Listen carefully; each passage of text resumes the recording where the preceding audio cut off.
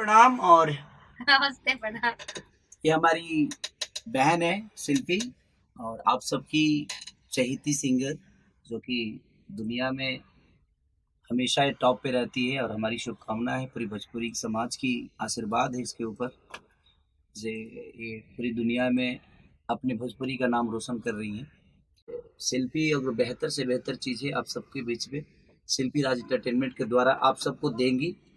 और विजय चौहान इनका एक अलग ही अंदाज। महादेव समस्त भोजपुरिया जान के विजय चौहान के साथ बाबा दुआ श्रीमान चैनल के और हमारे आशीर्वाद दीजिए। इधर अभय बाबा है, राखी के गाना इधर पाठक बाबा है, हमारे शुभम जी हैं, वो हमारे गांव का भाई है हमारा कश्यप, जो कि हमारा घर, ये हमारे घर होके ही जाता है अपने घर पे।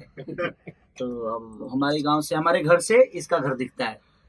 और सब लोग संगीत से ज्यादा मात्रा में सब्सक्राइब, और आप लोग सब्सक्राइब करिए और ढेर सारा प्यार, और अब उसको शेयर भी करिए। सेल्फी का कोई भी गाना उस पर रिलीज होता है तो आप लोग कोशिश करिए राखी कि एक राखी का गाना पहली बार छोड़ रही है आपको, सब भाइयों के लिए और सब बहनों के लिए। और हमारे त्यौहार राखी जो है वो पूरे हिंदुस्तान में एक अलग है, भाइयों और बहनों को जो एक करने का काम करता है।